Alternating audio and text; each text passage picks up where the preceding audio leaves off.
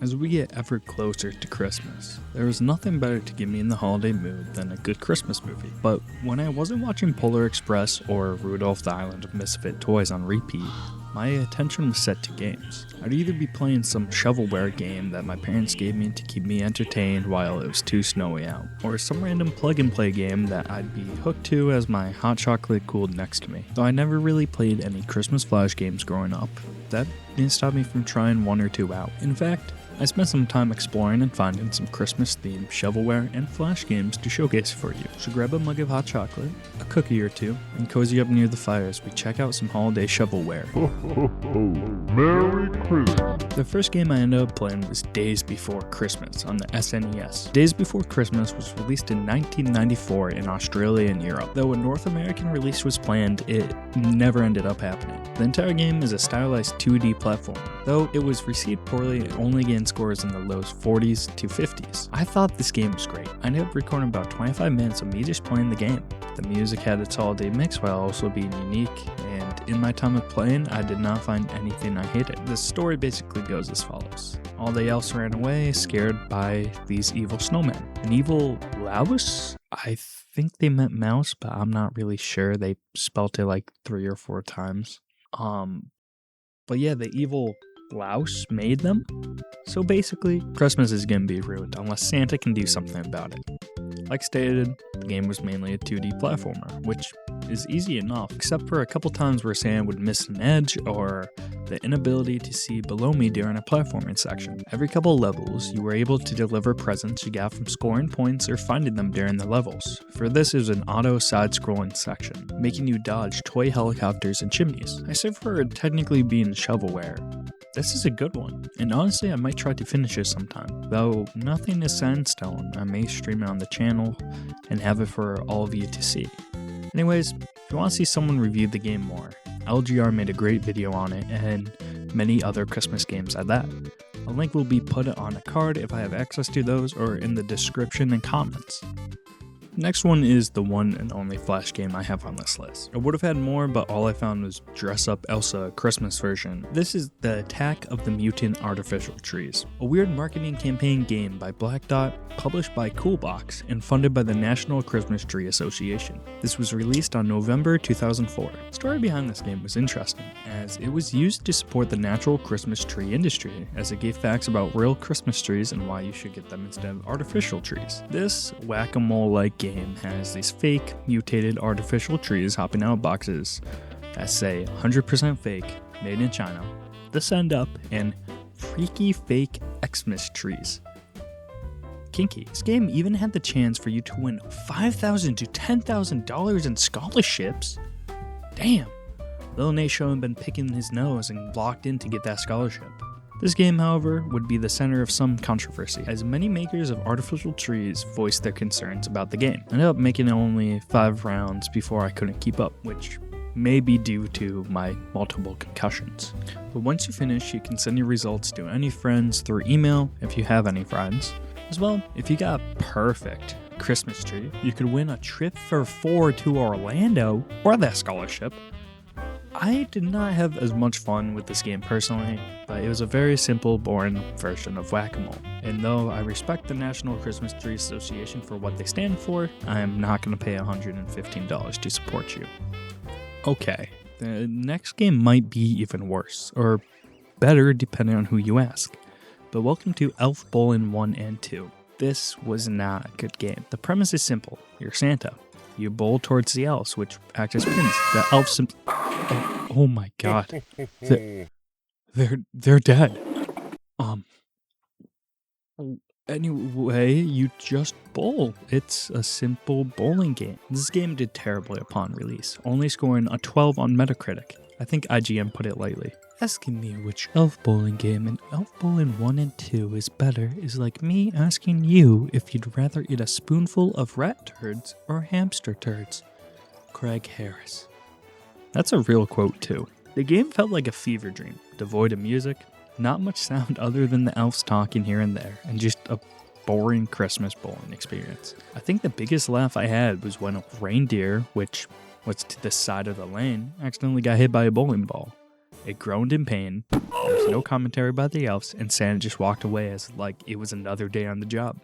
The reindeer never got up, it didn't move, it just laid there. The game was somewhat gruesome. Elves bled, reindeer died, and Santa bowled without a care in the world. The game was the definition of shovelware, as Elf Bowlin' 1 and 2 were free on Windows still, and this was just packaged as a $20 game on the DS. Also, random side note, while researching more about this game, I found out there was a movie made, Elf Bowling the Movie, The Great North Pole Strike, which released in 2006. It featured... No, wait. Hold up. Tom Kenny from SpongeBob fame and Joe Alfsky, the main voice of Daffy Duck. There's a full rip of the movie available online, which you can look up if you want. I won't give you the link in fear of YouTube striking me down. Rudolph the Red-Nosed Reindeer is something everyone knows. The original claymation movie is a classic. I like it. You like it. Hopefully. We all like it. But what about the game on the Wii? Oh, is that a lot of booing? Makes sense. This game was seen as terrible. It was given a 1.5 out of 10 by IGN, and I agree with them. The game only had 4 minigames, which just used basic motion controls.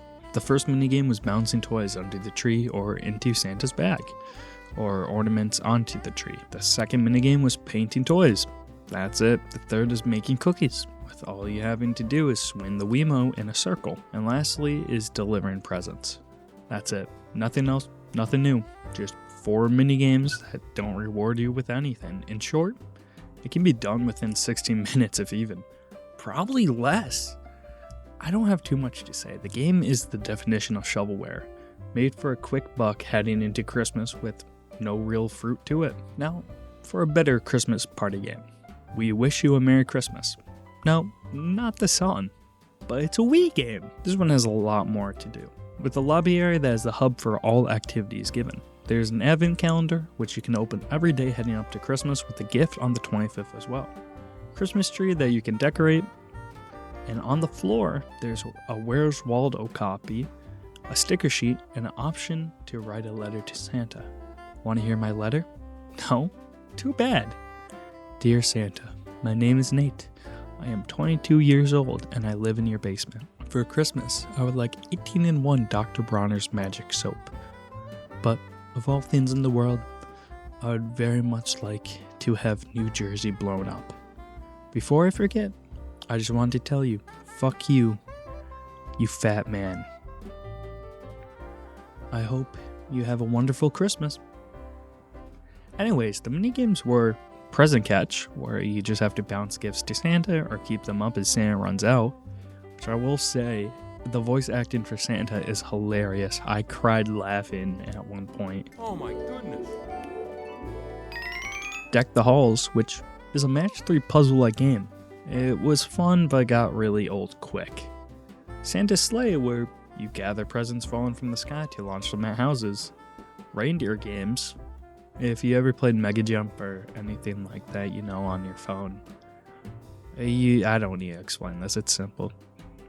Hot chocolate or Starbucks simulator during the holidays, where you just make hot chocolate for the elves. And lastly, Candy Cane Lanes, which is bowling. Candy Cane Lanes. You must be bowling. Wait, why are there elves?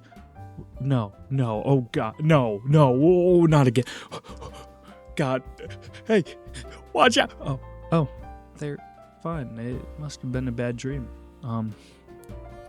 Anyways, look at these sick-ass trick shots I hit.